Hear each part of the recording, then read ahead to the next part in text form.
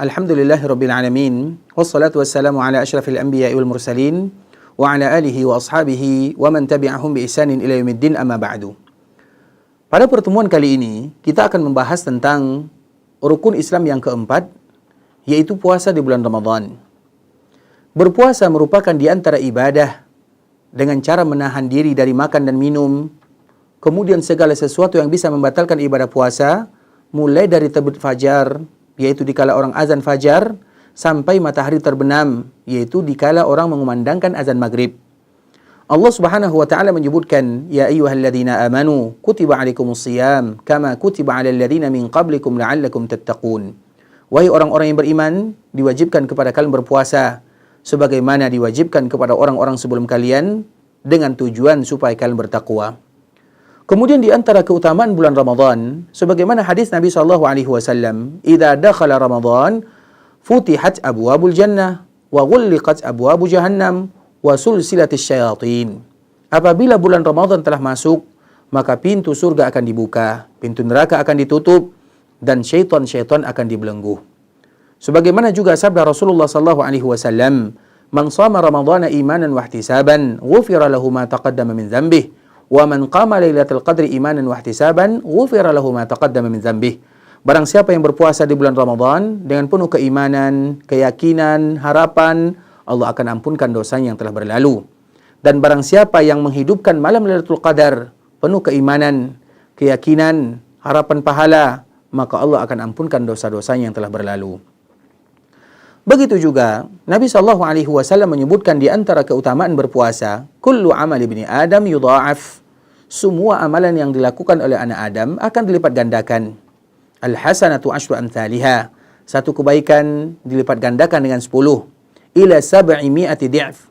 Sampai 700 kelipatan.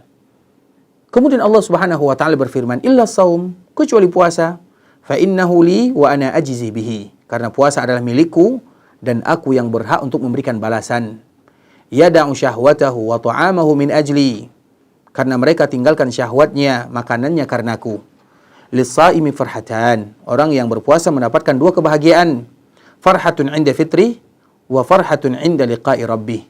Yaitu kebahagiaan dikala mereka berbuka dan kebahagiaan dikala mereka bertemu dengan Allah Subhanahu wa taala. Wala khalufu fihi atyabu 'inda Allah min rihil misk. Kemudian mulutnya orang yang berpuasa lebih wangi di sisi Allah Azza wa Jalla daripada minyak kasturi. Kemudian puasa ini diwajibkan kepada seorang muslim yang baligh, yang berakal, yang sanggup untuk melakukannya. Bagi mereka yang sakit, kemudian sulit bagi mereka untuk berpuasa, atau bertambah penyakitnya dengan berpuasa, atau bagi mereka yang safar, maka boleh bagi mereka berbuka dengan syarat mereka ganti pada waktu yang lainnya. Tapi bagi mereka yang sakit menahun, kemudian tidak diharapkan lagi kesembuhannya, maka hendaklah mereka berbuka, kemudian memberikan makan orang miskin setiap harinya. Begitu juga bagi mereka yang tidak lagi sanggup untuk berpuasa karena umurnya yang sudah lanjut. Kemudian diharamkan berpuasa bagi wanita yang haid dan nifas. Hendaklah bagi mereka untuk mengqadha puasa tersebut setelah mereka bersuci darinya. Begitu juga dianjurkan berpuasa, atau sunnah-sunnah yang dianjurkan bagi kita berpuasa adalah makan sahur, kemudian memperlambat makan sahur. Sebagaimana dianjurkan bagi kita untuk mensegerakan berbuka.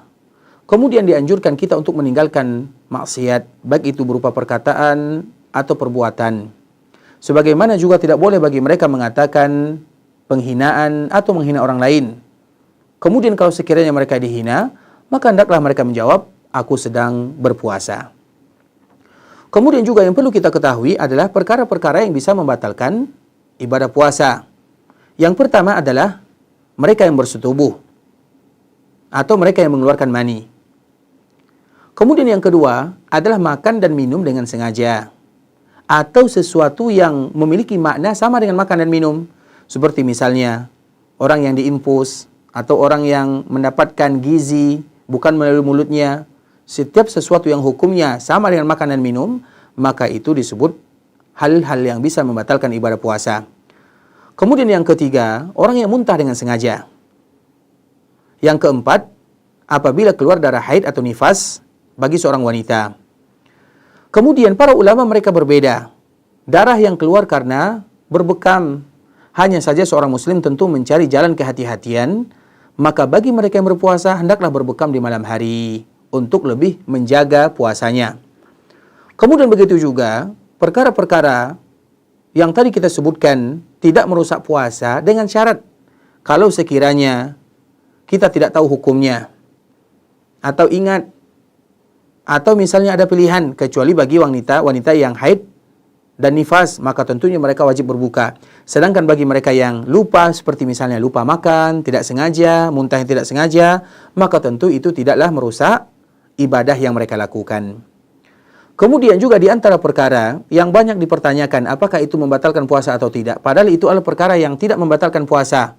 Seperti misalnya ada orang yang mengambil darah, ada orang yang mencabut gigi, ada orang yang disuntik misalnya tanpa ada makanan, unsur makanan di dalamnya, atau misalnya ada orang yang diasap, atau juga mereka yang menghirup oksigen, atau misalnya tetesan di mata atau di hidung, ataupun di telinga, maka itu semua bukan perkara-perkara yang bisa membatalkan ibadah puasa. Kemudian siwak, atau misalnya pasta gigi, kalau sekiranya kita berhati-hati, maka juga tidak membatalkan ibadah puasa. Demikian juga dengan asap, maka juga tidak membatalkan ibadah puasa. Begitu juga bagi mereka yang mimpi, seperti misalnya mereka mimpi keluar maninya, atau mereka yang tertelan dahaknya, atau mereka yang mimisan, semua itu tidak membatalkan ibadah puasa. Demikian juga istihadhah bagi wanita, yaitu darah penyakit yang keluar dari wanita, yang warna kuning, yang keruh, bukan pada waktunya. Semua yang tadi kita sebutkan adalah perkara-perkara yang tidak membatalkan puasa. Semoga Allah Subhanahu wa taala memberikan kepada kita ilmu yang bermanfaat dan amalan-amalan yang diterima. Barakallahu fikum wa jazakumullahu khaira. Assalamualaikum warahmatullahi wabarakatuh.